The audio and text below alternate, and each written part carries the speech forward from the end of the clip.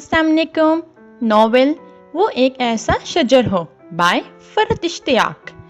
मेरे चैनल को like, subscribe and share ज़रूर करें। जो नॉवेल आप सुनना चाहते हैं कमेंट सेक्शन में मेंशन कर दें। एपिसोड 3। यूं ही अटकल से वो चलती रही। चलते चलते इसके पाँव शल हो गए। कोई रास्ता सुझाई ही न देता था। यहाँ तक कि शाम के आसार नज़र आने लगे। वो बुरी तरह बेबस सी होकर वहीं ज़मीन पर बैठकर रोने लगी। उसे लग रहा था कि वो यूं ही तमाम ज़िंदगी इस जंगल में भटकती रहेगी और उसे वापसी का रास्ता नहीं मिलेगा। शायद अब भी वो घर वालों से ना मिल पाए। वो फूट फूट कर रो रही थी। इस वीरान जंगल में जहाँ आदम था ना आदमजाद। इसे ये सोचकर ही वहशत हो रही थी कि वो यहाँ रात गुजारेगी, रात जो वैसे ही अपने साथ कितने सारे खौफ लेकर आती है। और वो तो थी भी बड़ी आम सी और डरपोक किस्म की लड़की। वो जो लाल बेग से लेकर कुत्ते बिल्ली तक हर जानवर से डरती थी। वो तो अकेले कमरे में सोने से डरती थी। कहाँ इतना घना डरावना जंगल जिसमें से इस वक्त बिल्कुल तन्हा थी। एंड इसी वक्त इसने एक फायर की आवाज़ सुनी थी और वो बुरी तरह खौफजदा होकर चीख पड़ी थी। और फिर इसे वो मिल गया जो कम से कम एक इंसान था। वो अपनी खुशकिस्मती पर खुदा का शुक्र अदा कर रही थी जिसने इस वीराने में इसे एक जीते जागते इंसान से मिलवाया। तमाम रात इसने अजीब सोती जागती कैफियत में गुजारी। कभी इसकी आंख लग जाती और कभी अचानक खौफजदा होकर वो उठ बैठती। रात का जाने कौन सा पहर था कि जब इसने गाड़ी की जीप स्टार्ट होने की आवाज़ सुनी। इसने आंखें फाड़कर चारों जानिब देखा। वो वहाँ कहीं ना था। चार सौ फैला अंधेरा इस बात की निशानदेही कर रहा था कि अभी सुबह नहीं हुई। वो एकदम कुछ बदहवास सी होकर बग़ैर दुपट्टे ओढ़े नंगे पांव खैमे से बाहर निकल आई। सन्नाटे को चीरती हुई जीप की आवाज़ लम्हा ब लम्हा इससे दूर हो रही थी। वो पूरी रफ्तार से जीप के पीछे भागी। सुने, प्लीज़ रुक जाएं, मेरी बात सुन लें प्लीज़। वो चीखकर इसे आवाज़ देने लगी। इस वक्त जब पूरा जंगल सोया हुआ था, कहीं कोई आवाज़, कोई आहट ना थी। इसकी आवाज़ की बाज़गश्त दूर तक फैल गई। उसने जीप रोक दी मगर रिवर्स करके वापस इसके पास नहीं आया। वो खुद भागती दौड़ती जीप तक पहुंची। आप इतनी रात को मुझे छोड़कर कहाँ जा रहे हैं? वो ड्राइविंग सीट के पास खड़ी इससे मुखातिब थी जो स्टीयरिंग पर दोनों हाथ मजबूती से जमाए बड़ा बेजार सा बैठा था। मोहतरमा, सुबह के 4 बजने वाले हैं। रात कब की ख़त्म हो चुकी है और जहाँ तक आपको अकेला छोड़कर जाने का सवाल है तो मेरा नहीं ख्याल कि मैंने आपसे कोई भी वादा किया था कि मैं आपको अकेला छोड़कर नहीं जाऊँगा। इतनी बुज़दिल और कम हिम्मत थी तो इस जंगल बियाबान में करने क्या आई थी? इस पर बड़ी मलामती नज़रें डालता हुआ बोला। कपड़े बदले, निखरा निखरा वो कल के मुकाबले में ख़ासा फ्रेश महसूस हो रहा था। पता नहीं 4 बजे निकलने के लिए वो खुद किस वक्त जागा होगा। आप मेरी मदद करें प्लीज़। बस मुझे यहाँ किसी भी शहर या कस्बे तक पहुँचा दें। मैं आपका ये एहसान ज़िंदगी भर नहीं भूलूँगी।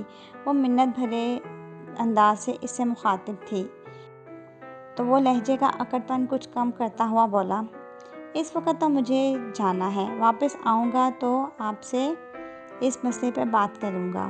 वो जीप स्टार्ट करने लगा। वो अपनी मिन्नत समाजत ज़ाया देखकर कुछ दिल गिरफ्ता सी हो गई।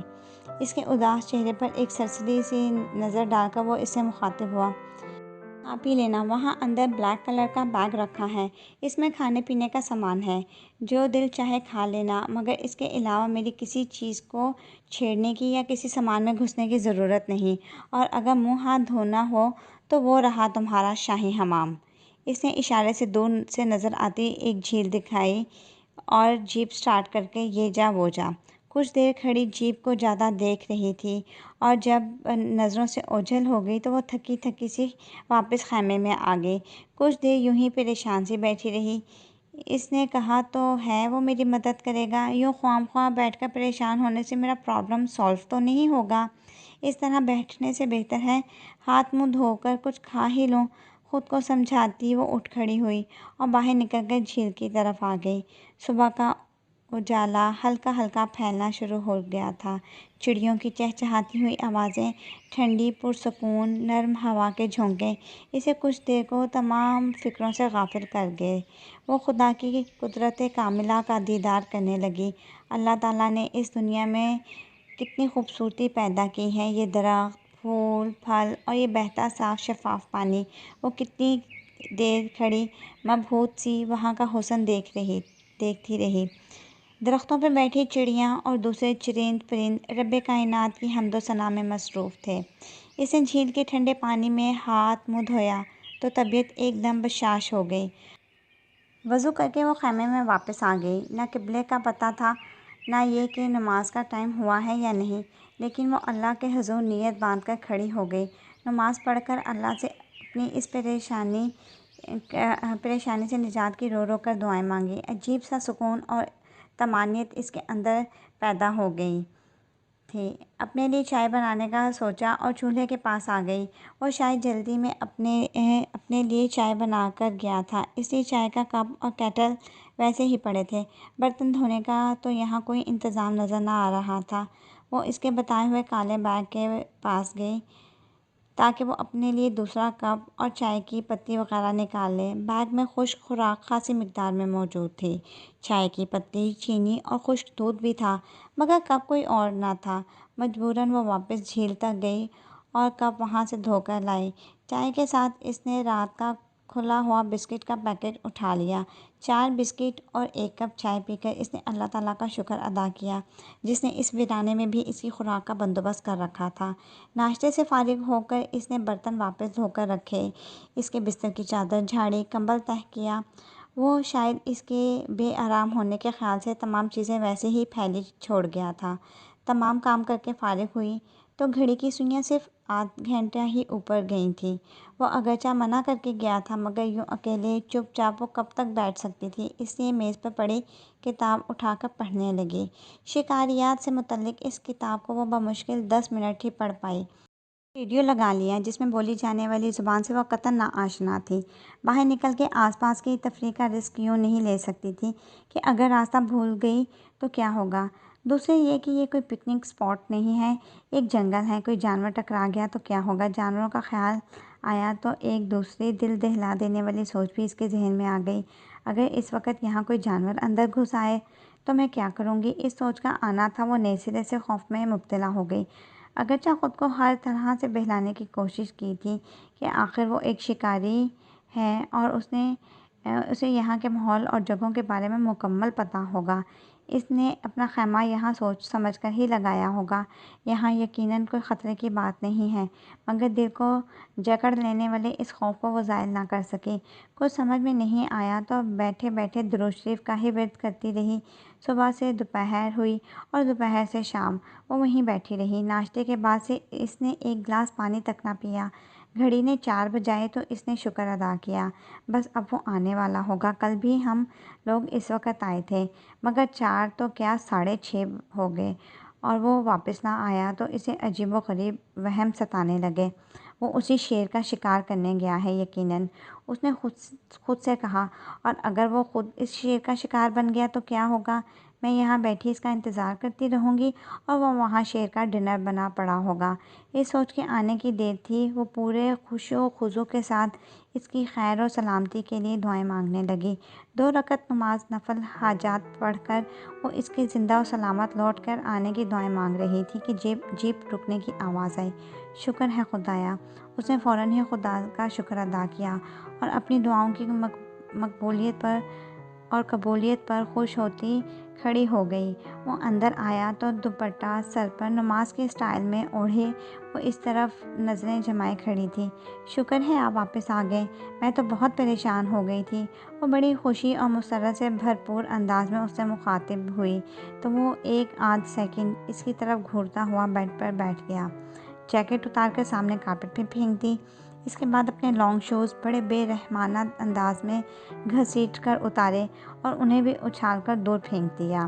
وہ جو اپنی بات کوئی بھی جواب نہ ملنے پر کچھ شرمندہ ہو گئی تھی، اس کے غصے اور ناراضگی بھرے انداز میں سہم کر رہ گئی۔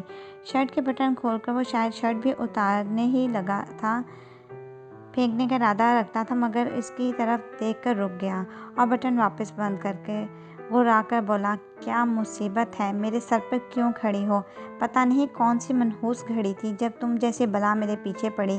اس بلا وجہ کی پھٹکار پر بری طرح کھول کر رہ گئی، مگر حالات اس بات کی اجازت نہیں دے رہے تھے کہ وہ اسے دو چار کھری کھری سناتی۔ اسی چہرے کے تاثرات کو دوستانہ ہی رکھا، یوں جیسے وہ اس کے بجائے کسی اور پر برس رہا ہو۔ اس کی طرف دیکھے بغیر وہ سگریٹ اور لائٹر ٹیبل پر سے اٹھا کر دوبارہ بیڈ پر بیٹھ گیا۔ ایک کے بعد دوسری اور دوسری کے بعد تیسری سگریٹ پیتا وہ کسی ادھیڑ بن میں مصروف تھا۔ وہ بڑی خاموشی سے کھڑی اس کا جائزہ لے رہی تھی۔ اس وقت تم موصوف اتنے جلال میں لگ رہے ہیں، ان سے بات کی کیسے جائے؟ وہ اپنے آپ سے بولی اور پھر بڑی مشکلوں سے تھوک نگلتی اپنی ہمت بند ہاتھی اس کے سامنے آ کھڑی ہوئی۔ سنیں، آپ نے کہا تھا آپ میری ہیلپ کریں گے۔ دیکھیں میرے گھر والے پریشان ہو رہے ہوں گے۔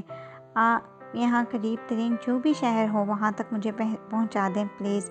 ڈرتے ڈرتے بڑی مشکلوں سے اس نے اپنی بات مکمل کی تو وہ جو اتنی دیر سے اس کے وجود سے یکسر بیگانہ اور بے نیاز نظر آ رہا تھا، اس کی طرف دیکھے بغیر بڑے غصے سے بولا، میں نے تمہارا کوئی ٹھیکہ نہیں لیا ہوا۔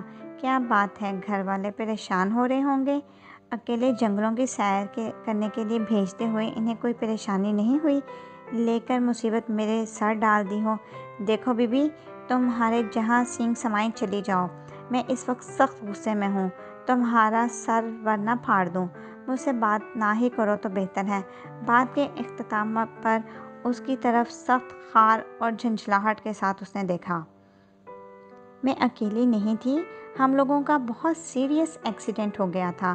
وہ اپنی موجودگی کی وضاحت کرنا ہی چاہتی تھی کہ اس نے بڑی بیزاری سے اسے ٹوک دیا۔ مجھے تمہاری غمزدہ داستان میں کوئی دلچسپی نہیں، برائے مہربانی مجھے معاف ہی رکھو۔ یہاں رہنا ہے تو خاموشی سے رہو، ورنہ جہاں دل چاہے چلی جاؤ۔ میں جب تک اپنا ٹارگٹ اچیو نہیں کر لوں گا یہاں سے نہیں جا سکتا۔ تمہارے اوپر میرا یہی احسان کافی ہے کہ میں نے تمہیں یہاں رہنے کی اجازت دی ہے، اس سے زیادہ مجھ سے کوئی بھی توقع نہ رکھنا۔ اور وہ جو اتنی دیر سے بلا وجہ کی ڈانٹ پھٹکار سن رہی تھی، اس کی اتنی بدتمیزی سے بات کرنے پر غصے سے پاگل ہی ہو گئی۔ بھاڑ میں گئی ساری مصلحت، یہ جنگلی خود کو سمجھتا کیا ہے؟ اتنی باتیں تو مجھے آج تک کسی نے نہیں سنائی۔ رکھیے اپنا یہ احسان اپنے پاس سنبھال کر، مجھے کوئی ضرورت نہیں آپ جیسے بدتمیز اور بیہودہ انسان کا احسان لینے کی، جسے اس بات کا بھی کوئی لحاظ نہیں کہ میں ایک کمزور، بے بس اور پریشان لڑکی ہوں، اور صرف لڑکی ہی نہیں، آپ کی ہم وطن اور آپ کی ہم مذہب بھی ہوں۔ آپ کے لیے تو وہ درندے انسانی جانوں سے زیادہ اہمیت رکھتے ہیں۔ جا رہی ہوں میں یہاں سے، بھررائی ہوئی آواز میں بولتی وہ باہر کی طرف قدم بڑھانے لگی۔ وہ سامنے بیٹھا ٹکٹکی باندھے اس کی طرف دیکھ رہا تھا، آنکھوں میں کچھ حیرانی بھی تھی۔ آنسو ایک تواتر سے بہہ نکلے تھے جنہیں وہ بڑی بے دردی سے ہاتھوں کی پشت سے صاف کرتی ہوئی بولی، اب چاہے میں یہاں سسک سسک کر مر جاؤں مگر آپ سے مدد نہیں مانگنے آؤں گی۔ اتنی انا تو مجھ میں بھی ہے، مگر جاتے جاتے آپ کو ایک بات بتا دوں کہ آپ ایک بدتمیز، جنگلی، بد اخلاق شخص ہیں جو سوائے لوگوں کو تکلیف پہنچانے کے اور کچھ نہیں کر سکتا، اور اگر میں مر گئی تو میرا خون آپ کی گردن پہ ہوگا۔ رکھیے اپنے خزانے سنبھال کر، نہیں آؤں گی اب میں یہاں سے چاہے کچھ بھی ہو جائے۔ آنکھوں کے آگے آنسوؤں کی چادر سی تن گئی تھی، صاف دکھائی بھی نہیں دے رہا تھا۔ آنسو صاف کرتی وہ اس کی طرف ایک آخری نگاہ ڈالے خیمے سے باہر نکل گئی۔ وہ اپنی یہ کمزوری اور رونا اسے بالکل بھی اچھا نہیں لگ رہا تھا۔ اگر وہاں سے آ ہی رہی تھی تو رونے کی کیا ضرورت تھی؟ موصوف کے دماغ اچھی طرح درست کرنے چاہیے تھے۔ خود پر جھنجھلاتی وہ کتنی دیر تک بغیر سمت کا تعین کرتی چلتی رہی۔ غصے میں باہر نکل تو آئی تھی، اب آس پاس سے آتی عجیب و غریب آوازیں اسے ڈرا رہی تھیں۔ شام کے 6:45 بجے اس جنگل میں ویرانی کا عالم ایسا تھا جیسے آدھی رات گزر چکی ہو۔ ٹھیک ہے، اگر میری قسمت میں یوں ہی مرنا لکھا ہے تو میں اسے بدل تو نہیں سکتی۔ اپنی بے بسی پر آنسو بہاتی وہ ایک پتھر پر بیٹھ گئی۔ چاروں طرف اونچے اونچے درخت تھے، عجیب سی وحشت اور ویرانی تھی، ایسا لگتا تھا ابھی کہیں سے کوئی بھوت نکل آئے گا۔ ایسی جگہوں پر تو بدروحیں بھی بسیرا کیے رکھتی ہیں۔ اس نے سوچا شاید ابھی کہیں سے کوئی چڑیل سامنے آ جائے اور اپنے لمبے لمبے ناخنوں سے مجھے نوچ گھسوٹ کر میرا خون پیٹ جائے۔ خوف میں گھری وہ گھٹنوں میں منہ دے کر بلک بلک کر رونے لگی۔ دیگر آوازوں میں اب اس کے رونے کی آواز بھی شامل ہو گئی۔ سمجھتا کیا ہے خود کو، جیسے کہیں کا نواب ہو۔ اللہ کرے اسے تو وہ شیر ہی چیر پھاڑ کر رکھ دے۔ زور و شور سے روتی وہ اسے بددعائیں دے رہی تھی۔ پیٹھ پیچھے کسی کو بددعائیں دینا کوئی اچھی بات نہیں۔ اس نے جانی پہچانی آواز سنی تو گھٹنوں پہ سے سر اٹھایا۔ وہ سامنے کھڑا، لبوں پر مسکراہٹ لیے اسے دیکھ کر آئلہ نے نفرت سے منہ پھیر لیا۔ چلو، وہ اسے چلنے کا کہہ کر خود بھی آگے بڑھنے لگا۔ مڑ کر ایک نظر اس کی طرف دیکھا جو اپنی جگہ سے ٹس سے مس بھی نہ ہوئی تھی۔ چلو بھئی، اچھا میری غلطی تھی، سوری، اب کیا تمہارے سامنے ہاتھ جوڑوں؟ وہ منا بھی یوں رہا تھا جیسے اس کی 10 نسلوں پر احسان کر رہا ہو۔ نہیں جاؤں گی، کبھی نہیں جاؤں گی، چاہے کچھ بھی ہو جائے۔ اتنی بے غیرت نہیں ہوں کہ مجھے اتنا ذلیل کیا جائے اور میں پھر بھی چلی جاؤں۔ اتنی دیر سے چیخ چیخ کر رونے کی وجہ سے آواز بیٹھ گئی تھی، جبکہ آنسو دوبارہ بہنے کے لیے تیار تھے۔ سوچ لو، جہاں تم اس وقت بیٹھی ہو یہ جگہ سانپوں کا گڑھ ہے۔ رات کے وقت تو خصوصیت کے ساتھ درختوں پر سے اتر کر زمین پر چہل قدمی فرماتے ہیں۔ اور سانپ بھی کون سا، کوبرا۔ ویسے تو یہاں اڑنے والے سانپ بھی بکثرت پائے جاتے ہیں۔ خیر تمہاری مرضی ہے۔ اپنی بات کے اختتام پر اس نے لاپرواہی کا مظاہرہ کیا اور ایک قدم آگے بڑھ گیا، جبکہ وہ سانپوں کی اس وادی میں بیٹھی ہی رہی۔ آخر کو یہ اس کی انا کا مسئلہ تھا۔ اچانک وہ چیخا تھا، ارے تمہارے پیچھے سانپ ہے، ہلنا نہیں۔ جواب میں وہ اس سے بھی بلند دو بالا چیخ مار کر ایک دم اپنی جگہ سے کھڑی ہوئی اور بھاگ کر اس کے پیچھے آ کر چھپ گئی۔ مضبوطی سے اس کی قمیض پکڑے وہ اس کے کندھے پر سے اچک کر سامنے اس پتھر کی طرف دیکھنے لگی جس پر کچھ دیر پہلے وہ آرام فرما تھی۔ کہاں ہے سانپ؟ مجھے تو نظر نہیں آ رہا۔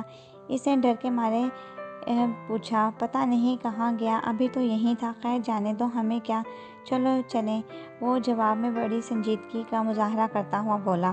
آئلہ نے اس کی قمیض چھوڑ دی اور دوبارہ اس کی طرف غور سے دیکھا۔ سانپ کیا، وہاں تو کسی چھپکلی کا بھی نام و نشان نہیں تھا۔ تمہیں چلنا ہے یا نہیں؟ اتنی التجائیں تو میں نے آج تک کسی کی زندگی میں نہیں کی۔ حالانکہ تم یہاں بیٹھی مجھے کوس رہی تھی، مگر پھر بھی میں تمہیں لینے کے لیے آ گیا، وہ اس پر احسان جتاتا ہوا بولا۔ وہ بیچاری تو ابھی تک سانپوں کے غم میں دبلی ہوتی جا رہی تھی۔ سنیں کیا ابھی واقعی ہی میرے پیچھے سانپ تھا؟ وہ اس پر آنکھیں جمائے بول رہی تھی۔ اس وقت کیا ابھی بھی تمہارے پیچھے درخت کی شاخ پر ایک سانپ جھول رہا ہے؟ وہ بڑی بے نیازی سے بولا۔ جواب میں وہ ایک زوردار چیخ مار کر اپنی جگہ سے ہٹ گئی اور اس کی طرف قدم بڑھاتے ہوئے بولی، چلیں جلدی یہاں سے، مجھے یہاں بہت ڈر لگ رہا ہے۔ چہرے پہ خوف اور دہشت طاری کیے وہ اسے چلنے کے لیے کہہ رہی تھی۔ اس نے اپنی بے ساختہ مسکراہٹ کو بمشکل روکا اور دھیرے سے بڑبڑایا، ایڈیٹ۔ وہ اس کی بڑبڑاہٹ سنے بغیر آگے بڑھ گئی تو وہ بھی اس کے ساتھ چلنے لگا۔ اگر ابھی یہ نہ آتا میں تو کب کی اس دائرۂ فانی سے کوچ کر چکی ہوتی۔ اچانک اس کے حلق سے چیخ برآمد ہوئی تو وہ بری طرح جھنجھلا گیا۔ تمہیں کیا تکلیف ہے آخر؟ بات پہ بات چیخیں مارتی ہو، تمہارے گلے میں خراشیں نہیں پڑتی؟ مجھے تو اپنے کانوں کے پردے پھٹتے ہوئے محسوس ہو رہے ہیں، وہ چڑھ کر پوچھ رہا تھا۔ ابھی کوئی چیز میرے پاؤں سے گئی ہے، شاید سانپ یا بچھو، کوئی چوہا ووہا ہوگا۔ سانپ رینگتے ہیں، اچھلتے کودتے سانپ تم نے کب دیکھے؟ وہ اس کے چہرے کی سفید پڑتی رنگت سے متاثر ہو کر اسے اطمینان دلانے لگا تھا۔ کیا پتہ تھا محترمہ صرف سانپ کے نام سے اتنا ڈرتی ہیں، اگر کہیں سچ میں اصلی سانپ دیکھ لیا تو کیا حال ہوگا؟ پھر اس کے پیروں پر سے اس کی نظر پڑی تو حیران ہو کر بولا، تم ننگے پاؤں کیوں ہو؟ آپ نے اتنی بدتمیزی کی تھی میرے ساتھ، غصے میں ننگے پاؤں ہی نکل آئی۔ وہ اپنے پیروں کی طرف دیکھتی اسے اس کی بدسلوکی یاد دلانے لگی۔ میں نے بدتمیزی کی تھی؟ وہ حیران ہو کر پوچھ رہا تھا۔ لڑکی، جھوٹ ذرا کم ہی بولا کرو، خدا کو کیا منہ دکھاؤ گی؟ الٹا تم مجھے جنگلی، بیہودہ اور پتہ نہیں کیا کیا کہہ رہی تھی۔ یہ تو میری اعلیٰ ظرفی ہے کہ میں پھر بھی تمہیں بلانے آ گیا۔ اس کی بات پر وہ ایک نئے سرے سے تپ گئی۔ اچھا، مجھے منحوس، مصیبت اور بلا کس نے کہا تھا؟ وہ باقاعدہ طعنے دینے کے لیے کھڑی ہو گئی۔ اچھا چلو، حساب برابر ہو گیا، کسی کا کسی پر کوئی ادھار باقی نہیں۔ میرا خیال ہے اب اس ٹاپک کو کلوز کر دینا چاہیے۔ وہ جھگڑا ختم کرنے لگا۔ خاموشی سے چلتے وہ خیمے تک پہنچ گئے تھے۔ تشریف لائیے میری قابل احترام اور انتہائی محترم مہمان۔ اگر آپ اندر آ کر میرے غریب خانے کو رونق بخش دیں تو میں اسے اپنی خوش قسمتی سمجھوں گا۔ اس کے سامنے سر کو جھکائے وہ بڑی عاجزی سے بول رہا تھا، مگر چہرے اور آنکھوں کے تاثرات ایک دوسرے سے متصادم نظر آ رہے تھے۔ ایک طرف عاجزی اور انکساری تھی، دوسری طرف مخاطب کو زچ کر دینے والی چہک اور چمک۔ وہ خاموشی سے کھڑا اس کے اندر جانے کا انتظار کر رہا تھا۔ وہ اندر داخل ہوئی تو اس کے پیچھے وہ بھی آ گیا۔ میرا خیال ہے یوں بات بات پر چڑھ کر اور ناراض ہو کر ہی تم نے اپنی صحت کا یہ حال کر رکھا ہے۔ لڑکی، خوش رہا کرو، اچھی صحت کے لیے خوش رہنا نہایت ضروری ہے، ورنہ کچھ عرصے بعد لوگ تمہارا نام چڑچڑی، بدمزاج اور خپتی رکھ دیں گے۔ وہ چولہے کی طرف بڑھتا ہوا اسے پوچھ رہا تھا، پھر چولہا جلا کر اس سے پوچھنے لگا، کچھ کھایا تھا دوپہر میں؟ جواب میں اس نے نفی میں سر ہلایا اور بولی، صبح چائے پی تھی اور بسکٹ کھائے تھے۔ دیکھو، اگر تم بیمار پڑ گئی تو مجھ سے مت توقع رکھنا کہ میں تمہاری تیمارداری کروں گا۔ حد ہو گئی۔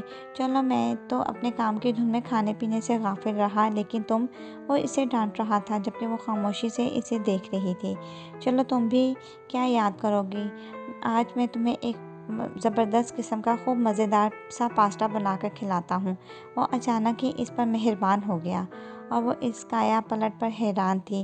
بیگ سے پاستا کا پیکٹ اور ایک عدد چھوٹی سی پتیلی نکال کر وہ دوبارہ چولہے کے پاس آ کر کھڑا ہو گیا اور وہیں کارنر پر کیبن میں سے پانی ڈال کر چولہے پر ابلنے کے لیے رکھ دیا۔ پانی ابلنے لگا تو وہ پیکٹ کھول کر پاستا اس میں ڈالنے لگا۔ وہ اسے ٹوکنا چاہ رہی تھی کہ صرف 2 لوگوں کے لیے پورا پیکٹ بہت زیادہ ہے، مگر پھر کچھ سوچ کے چپ ہو گئی۔ اس کے کام کرنے کا انداز بالکل اناڑیوں والا تھا۔ وہ سگڑ اس کے پھوہڑ پن کو برداشت نہ کر سکی تو اس کے پاس آ گئی اور بولی، آپ رہنے دیں، میں بنا لیتی ہوں۔ جواب میں اس نے کندھے اچکائے اور بولا، موسٹ ویلکم، یہ کام تو ویسے بھی میرے لیے دنیا کا مشکل ترین کام ہے۔ ابھی اگر عبداللہ یہاں ہوتا تو اس کے ہاتھ کا پکا مزیدار کھانا کھا کر آپ خوش ہو جاتی، مگر افسوس۔ وہ چولہے کے آگے سے ہٹ گیا۔ تھوڑے سے پانی میں اوپر تک پاستا بھرا ہوا تھا، بیچاروں کو ڈوبنے کے لیے چلو بھر پانی بھی نصیب نہ ہوا۔ اسے ہنستا دیکھ کر وہ حیران ہو رہا تھا۔ کیا ہوا؟ کچھ نہیں، وہ جواب دیتی اوپر سے تھوڑا سا پاستا نکالنے لگی، پھر اس سے بولی، اگر آپ کی پرمیشن ہو تو میں آپ کے بیگ میں سے نمک لے سکتی ہوں؟ جو دل چاہے لے لو، بس جلدی سے کھانا کھلا دو، تمہیں بہت ثواب ملے گا۔ پورے دن کا بھوکا پیاسا ہوں۔ مزید 2 گھنٹے تم نے منتیں کروا کر پوری کر دی۔ اسے جواب دیتا وہ خود ہی بیگ سے نمک نکال کر لے آیا اور پوچھنے لگا، اور کچھ چاہیے؟ ہاں، ایسا کریں، مچھلی کا 1 ڈبہ اور مشروم کا 1 پیکٹ بھی لے آئیں۔ سامان کا تفصیلی جائزہ تو وہ صبح ہی لے چکی تھی۔ وہ بڑی سعادت مندی سے دونوں چیزیں نکال کر لے آیا اور خود ہی اوپنر سے کھول بھی دیا۔ پاستا بوائل ہو گیا، اب اس کا پانی کہاں پھینکوں؟ وہ اسے پوچھنے لگی تو وہ دوبارہ بولا، لاؤ میں باہر پھینک آتا ہوں۔ وہ بڑا ہی اچھا بچہ بنا ہوا تھا، یا شاید بھوک بہت شدید لگی تھی۔ وہ اس خدشے کے پیش نظر کہ کہیں یہ پانی کے ساتھ سب کچھ نہ پھینک آئے، خود ہی پتیلی اٹھا کر باہر لے گئی۔ وہ بھی اس کے پیچھے پیچھے آیا تھا۔ پھر جتنی دیر وہ مچھلی اور مشروم کو نمک اور کالی مرچ ڈال کر فرائی کرتی رہی، وہ اس کے پاس ہی کھڑا بغور اس کا کام دیکھتا رہا۔ فرائی کی ہوئی چیزیں اس نے پتیلی میں ڈال کر مکس کیا اور پلیٹ میں نکالنے لگی تو وہ خوب گہری سانس لیتا ہوا بولا، خوشبو تو بہت زبردست آ رہی ہے۔ پلیٹ اس کے ہاتھ میں پکڑا کر اس نے اپنے لیے فرائی پین میں ہی پاستا نکال لیا کہ یہاں کپ، گلاس، چمچ، پلیٹ وغیرہ سبھی چیزیں ایک ہی تھیں۔ وہ اپنی پلیٹ پکڑے کارپیٹ پر بیٹھا اس کا انتظار کر رہا تھا۔ وہ اپنے لیے پتلی کے ڈبے میں سے چمچ نکال کر وہ بھی وہیں اس سے کچھ فاصلے پر بیٹھ گئی۔ وہ بڑی رغبت سے کھانا کھا رہا تھا۔ بڑے دنوں بعد کچھ ڈھنگ کی چیز کھانے کو ملی ہے۔ وہ اس کے ہاتھ کے پکے کھانے کی تعریف کر رہا تھا۔ پلیٹ خالی ہوئی تو وہ اپنے لیے اور لے آیا، جبکہ وہ کھا پی کر فارغ ہو گئی۔ کیا ہوا، تم اتنی جلدی کھا چکی؟ وہ حیران ہوا۔ آخر اس کا کل کا ندیدہ پن اس نے اپنی آنکھوں سے دیکھا تھا، اور لو، کیا تکلف میں اتنا تھوڑا سا کھایا ہے۔ وہ شاید خلوص ہی سے کہہ رہا ہو، مگر آئلہ کو لگا کہ وہ کل کے حوالے سے طنز کر رہا ہے۔ میں اتنا ہی کھاتی ہوں، شکریہ۔ اس کے جواب پر خاموش ہو کر کھانا کھانے لگا تو اس نے سوچا اسے اپنے حالات تفصیل سے سنا دینے چاہیے، تاکہ اسے پتہ چلے کہ میں کچھ ایسی ویسی گئی گزری لڑکی نہیں ہوں۔ کل تو پورے دن ماری ماری جنگل میں بھوکی پیاسی بھٹکتی پھری تھی۔ لیلا کی تھرلنگ نیچر نے ہم لوگوں کو مروا دیا۔ ہم لوگ تو اصل میں وہ اپنی داستان کا ڈھنگ سے آغاز بھی نہیں کر پائی تھی کہ اس نے بڑی بوریت سے اسے ٹوک دیا۔ ظاہر ہے کوئی ایکسیڈنٹ ہی ہوا ہوگا۔ شوق میں تو آپ یہاں پھر نہیں رہیں، لہٰذا اس ذکر کو رہنے دیجیے۔ وہ دوسری مرتبہ اسے اپنے اوپر گزرے حالات کی تفصیل سنانے سے روک گیا تو وہ کچھ بدمزہ سی ہو گئی۔ اس کا پھلا ہوا منہ دیکھ کر وہ ہنس پڑا۔